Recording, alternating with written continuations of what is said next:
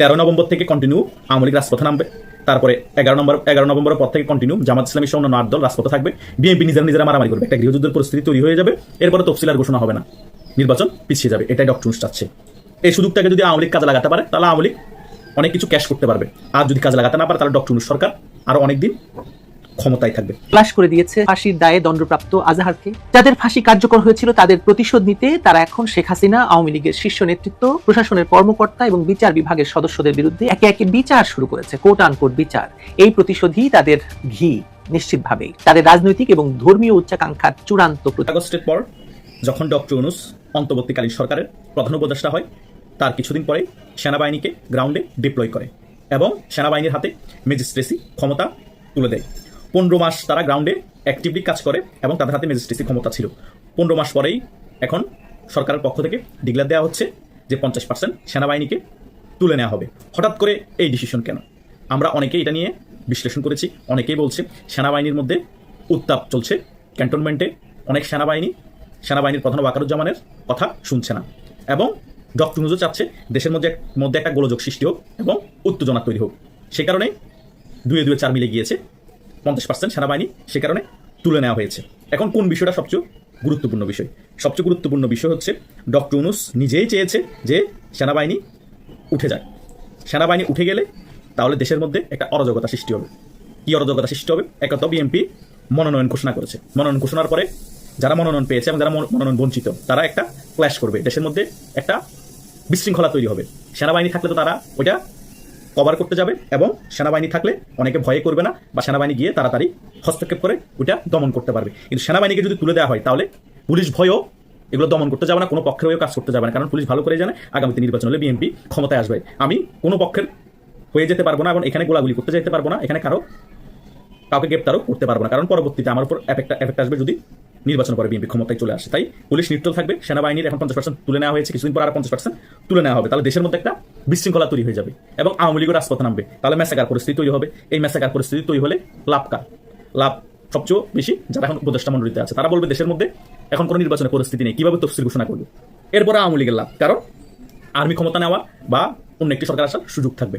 কিন্তু তখন পরিস্থিতি যখন বেশি ঘোলাট হয়ে যাবে, ওই পরিস্থিতিতে বিএনপি ভয়ে নিউট্রাল হয়ে গিয়ে তখন আবার ডক্টর ইউনূসের কাছে শরণাপন্ন হবে। তখন বলবো আমরা সকলে আবার ঐক্যবদ্ধ হতে হবে, না হলে আওয়ামী লীগ আবার ফিরে আসবে। ডক্টর ইউনূস সরকারকে কোনো রকমে ফল্ট হতে দেওয়া যাবে না। তখন ডক্টর ইউনূস আরও অনেকদিন এই উপদেষ্টা মণ্ডলীর চেয়ারে বসতে পারবে। উনি মুখ দিয়ে কখনো বলবে না নির্বাচন হবে না, উনি মুখ দিয়ে কখনো বলবে না দেশের পরিস্থিতি খারাপ, এখন নির্বাচনের কোনো অবস্থা নেই। কিন্তু ঘুরিয়ে খেলা খেলে দিবে, আপনারাই বাধ্য হবেন বলতে যে দেশে নির্বাচনের পরিস্থিতি নেই। সেটাই কিন্তু ডক্টর ইউনূস অলরেডি তৈরি করে ফেলছে। 13 নভেম্বর থেকে কন্টিনিউ আওয়ামী লীগ রাজপথে নামবে। তারপরে 11 নভেম্বরের পর থেকে কন্টিনিউ জামাত ইসলামী সহ অন্যান্য 8 দল রাজপথে থাকবে। বিএনপি নিজেরা মারামারি করবে, একটা গৃহযুদ্ধের পরিস্থিতি তৈরি হয়ে যাবে। এরপরে তফসিল আর ঘোষণা হবে না, নির্বাচন পিছিয়ে যাবে। এটাই ডক্টর ইউনূস চাচ্ছে। এই সুযোগটাকে যদি আওয়ামী লীগ কাজে লাগাতে পারে তাহলে আওয়ামী লীগ অনেক কিছু ক্যাশ করতে পারবে। আর যদি কাজে লাগাতে না পারে তাহলে ডক্টর ইউনূস সরকার আরও অনেকদিন ক্ষমতায় থাকবে। এই সকল বিষয়কে চিন্তা করে 50% সেনাবাহিনীকে তুলে নেওয়া হয়েছে। এটাই হচ্ছে মেইন খেলা। সামনে আরও খেলা অপেক্ষা করছে। সেই খেলাগুলোতে জনগণ বলির পাঠা হবে, অনেকগুলো রাজনৈতিক দল বলির পাঠা হবে, ছোটোখাটো যে সকল রাজনৈতিক দল আছে। মেইন খেলাটা হবে ডক্টর ইউনূস, বিএনপি এবং আওয়ামী লীগের মধ্যে। কারণ জামাত ইসলামী এনসিপি এর হচ্ছে ডক্টর ইউনূস গঙের সিন্ডিকেট। বিএনপি একটু আলাদা, আওয়ামী লীগ তো সম্পূর্ণরূপে সকলের থেকে আলাদা। কারণ সকলে একদিকে আর আওয়ামী লীগ একদিকে। আওয়ামী লীগ একাই 32 দলের সমান, কারণ আওয়ামী লীগ একাই 32 দলের সাথে খেলে অভ্যস্ত, এখনো কিন্তু একাই খেলছে। আওয়ামী লীগ যখন রাজপথে নামবে বলে, আওয়ামী লীগ যখন রাজপথে নামে তারা ভয়ে আবার সকলে একত্রিত হয়ে যায়। আমাদের ঐক্যবদ্ধ হতে হবে আওয়ামী লীগকে ঠেকাতে হলে। তার মানে চিন্তা করেন বিএনপি একার পক্ষে আওয়ামী লীগকে ঠেকানো সম্ভব না। জামাত ইসলামী এবং বিএনপি দুজন একত্রিত হয়ে আওয়ামী লীগকে ঠেকানো সম্ভব না। চুনুবুটি বড় সকল দল একত্রিত হয়ে আওয়ামী লীগকে ঠেকানোর জন্য। তারপরও আওয়ামী লীগ রাজপথে না নামার আগেও ভয় পায়। আওয়ামী লীগ যদি অ্যাক্টিভলি রাজপথে নামে তখন কি পরিস্থিতি হবে? তারা পায়খানা করে প্যান্ট গিলা করে ফেলবে। এটাই তো এখন দেখতে পাচ্ছি আমরা। তাই ডক্টর ইউনূস খুব সুনিপুণভাবে ডিজাইন করে তিনি আগাচ্ছে তার এজেন্ডা বাস্তবায়ন করার জন্য এবং ওনার আশেপাশে যে সকল উপদেষ্টারা আছে তারাও চাচ্ছে এই চেয়ারে আরও কিছুদিন থাকার জন্য। কিন্তু 4-5 জন উপদেষ্টা আছে, তারা চাচ্ছে কোনো রকমে নির্বাচনটা হোক, আমরা চলে যেতে পারি। কিন্তু তাদেরকে বাধ্য করে জোর করে বসিয়ে রাখা হয়েছে। আর জামাত ইসলামী এনসিপি বিতর্কভাবে তাদেরকে সাপোর্ট দিবেই বলছে। তাদের জন্য দরকার রাজপথে থাকবে, তাদেরকে প্রোটেকশন দিবে, তারা যাতে আরও কিছু সময় থাকে। কারণ এনসিপি এখনো ভালোভাবে গুছিয়ে উঠতে পারে। জামাত ইসলামী আরেকটু জনপ্রিয়তার দরকার আছে নির্বাচনের আগে, এখনো ওই লেভেলে জনপ্রিয়তা পায়নি যাতে 10% বেশি ভোট পাবে। বিএনপিকে আরেকটু দুর্বল করার প্রয়োজন আছে, আরেকটু কালার করার প্রয়োজন আছে।